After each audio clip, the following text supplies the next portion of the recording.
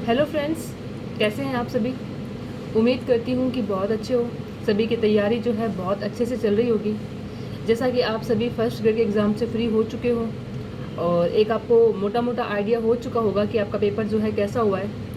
तो इसके बाद में अब आगे क्या करना है इसके बारे में भी बहुत जल्दी सोचना होगा कि अगर जिन बच्चों का, जैसे कि आप सभी ने देखा कि फर्स्ट ग्रेड का जो पेपर था, सभी का फर्स्ट पेपर जो था बहुत टफ आया था, तो बहुत ही मुश्किल मतलब आ रही है सभी को। एक 40% का आंकड़ा पार करने में भी बहुत बड़ी दिक्कत महसूस हो रही है ना।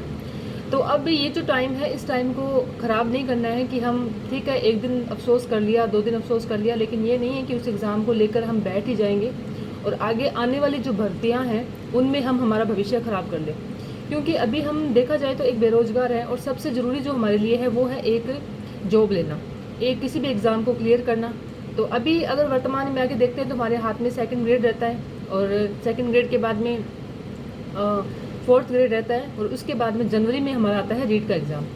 तो चूंकि जो जो स्टूडेंट्स रीट की तैयारी कर रहे हैं तो उनके लिए ये होता है कि जो रीट की तैयारी कर रहे हो वो साथ साथ में अपना फोर्थ ग्रेड का एग्ज़ाम जो है उसकी भी तैयारी करिए और साथ साथ में इस एग्ज़ाम को निकालने की भी ये आप कोशिश कर सकते हैं। भाई जो सीधी सी बात है कि जो सेकंड ग्रेड की तैयारी कर रहा है वो सिर्फ सेकंड ग्रेड की तैयारी करें, लेकिन जो सेकंड ग्रेड की तैयारी नहीं कर रहा है और जो रीट की तैयारी के लिए सोच रहे हैं कि हम तो सिर्फ रीट की ही करेंगे, तो देखिए रीट में अभी भी आपके पास 4-5 महीने का टाइम है और फोर्थ ग्रेड के सामने के लिए आपके पास सिर्फ 2 महीने का वक्त है।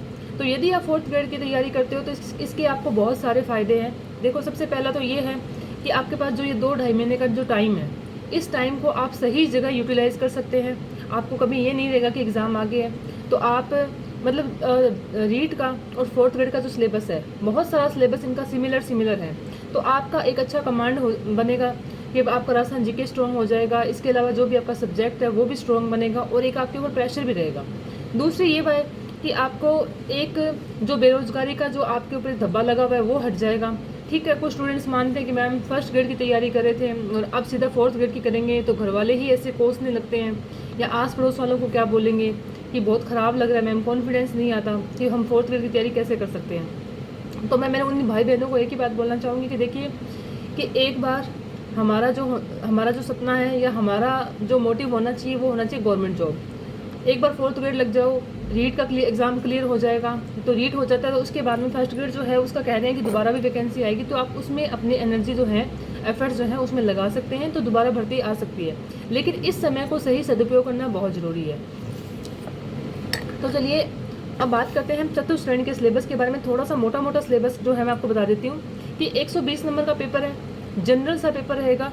ठीक है, तो इसमें अगर हम देखें तो 70 नंबर की राजस्थान की जीके आएगी जो आप हमेशा पढ़ते रहते हैं। राजस्थान के जीके में भी देखो क्या क्या है कि राजस्थान का भूगोल है, इतिहास, कला, संस्कृति, भारतीय संविधान और राजस्थान राज्य में राजनीतिक और प्रशासनिक व्यवस्था।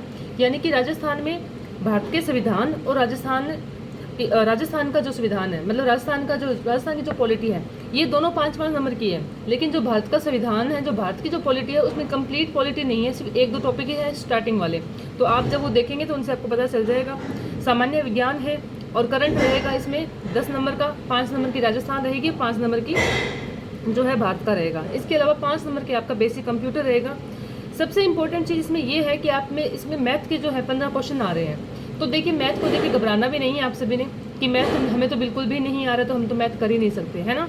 तो उसके लिए आपको नहीं घबराना है। हिंदी इंग्लिश जो है, हिंदी 20 नंबर की है और इंग्लिश 15 नंबर की है। तो सिलेबस को पहले समझ लीजिए, आप अपना अपना देखिए सभी कि हर स्टूडेंट्स का एक पार्ट बहुत स्ट्रॉन्ग होता है और एक पार्ट बहुत ही वीक होता है। तो इसमें आप देखोगे कि राजस्थान का भूगोल सिर्फ 20 नंबर का है। लेकिन एक चीज़ ध्यान रखिए कि अधीनस्थ जो एग्ज़ाम करवाते हैं ये आपको जो है टॉपिक टू टॉपिक ही चलना है। ऐसे नहीं कि राजस्थान की भूगोल कर रहे हो तो आप सारे टॉपिक कर रहे हो, नहीं। आप अपने सिलेबस में देखोगे कि राजस्थान के भूगोल में कौन कौन से टॉपिक है। 2 बड़े जो टॉपिक हमें टफ लगते हैं, उद्योग और खनिज, वो दोनों टॉपिक इसमें नहीं है। तो एकदम सिलेबस के हिसाब से चलिए और अभी भी 2-2.5 महीने का वक्त है आप सभी के पास में, तो आप तैयारी कर सकते हैं। अब रहती है कि किताबों की बात, कि हम किताबें कौन सी खरीदें, किस तरह से तैयारी की शुरुआत कैसे करें। तो मैं एक ही बात बोलूँगी कि देखो, जो स्टूडेंट्स पहले से तैयारी कर रहे हैं, जो फर्स्ट ग्रेड के दे के निकले हैं या कोई भी एग्जाम की तैयारी जो कर रहे हैं, सॉरी डिस्टर्बिंग, थोड़ा बाहर शोर हो रहे हैं, तो जिनके पास जो किताबें पहले से हैं भाई वो नई किताबें लेने की कोशिश नहीं करें। आपके पास जो भी कंटेंट है आपने खुद से नोट्स बनाया, भाई राजस्थान का जीके तो सेम ही रहेगा, तो उसको तो आप सेम ही रखें, चेंज करने की ज़रूरत नहीं है। जो आपको लगता है कि भाई देखो मैं आपको बताती हूँ, जैसे मैं खुद की बात करूँ तो मैं रीट की तैयारी कर रही हूँ, है ना, तो मेरा इंग्लिश सब्जेक्ट रहेगा। तो इंग्लिश की जो ग्रामर है वो मेरी जो है अपने आप क्लियर हो जाएगी, क्योंकि मैं गुरु नानक जी सर का कोर्स ले रखा है जी हेल्प का, तो वहाँ से मेरी इंग्लिश हो जाती है। मुझे समस्या किस में आ रही है? मुझे समस्या आ रही है मैथ में। अब मैं मैथ कहाँ से करूँगी? तो लक्ष्य क्लासेज ने क्या है कि ये 4th ग्रेड का पूरा सिलेबस जो है लक्ष्य क्लासेज ने यूट्यूब पे करवा रखा है। इसके अलावा 1-2 चैनल और भी है जिन्होंने कंप्लीट 4th ग्रेड का कोर्स करवा रखा है। तो भाई आपको ऐसा नहीं है कि 300 200 क्लासेस सारी कंप्लीट वहीं से लग जाओ, आपको ये नहीं करना है। आपने क्या करना है कि जो जो चीज़ें आपको आ रही है उसको तो आपने आपके पास जो नोट्स हैं उन्हीं से ही करना है। जो सब्जेक्ट आपका एक आधा सब्जेक्ट जैसे कमज़ोर है, जैसे कंप्यूटर मान लीजिए, तो कंप्यूटर आप मतलब किसी भी टीचर से ऑनलाइन यूट्यूब से देख के कर सकते हैं। इसके अलावा एक चीज़ और बताऊंगी मैं आपको। सामान्य करंट जो है, करंट के लिए मैं आपसे एक बात बोलूँगी कि 6 महीने या साल का वैसे सफिशिएंट होता है, पर 6 महीने का भी कर लो तो बहुत है। तो करंट के लिए आपने क्या करना है, नानक क्लासेज चल रहे हैं, नानक क्लासेज जो चलती है वहाँ से आप अपना करंट जो है तैयार कर सकते हैं। तो इस हिसाब से आप कोशिश करो, थोड़ा सा सिलेबस उठाओ, देखो कि भाई ये सिलेबस तो हमें आ ही रहा है। जब आपको सिलेबस थोड़ा मतलब ये मान के चलो कि 70% सिलेबस आपका कवर है, तो फिर क्यों इसको अच्छे से तैयारी नहीं करनी है ना। तो ढंग से तैयारी करो, पूरी जी जान लगा के। यदि आप 2 से ढाई महीने की तैयारी करते हो तो श्योरली सिलेक्शन की जो आपके चांसेस है बहुत ज़्यादा है, लेकिन बशर्ते आपको ये 2-2.5 महीने जो हैं ये कम्प्लीटली मन से आपको देने पड़ेंगे। अब रही बात किताब की, यदि आप चाहो तो एक गाइड जो है आप अलग से ले आना।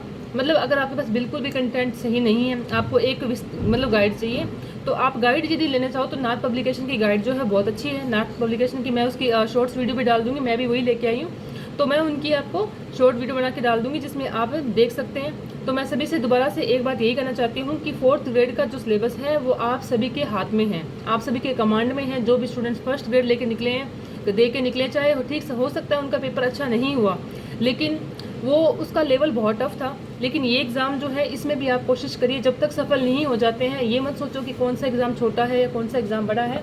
आप लगे रहिए, मेहनत करते रहिए, और जब तक मेहनत करते रहिए जब तक कि आप सफल नहीं हो जाते हो अपने जीवन में।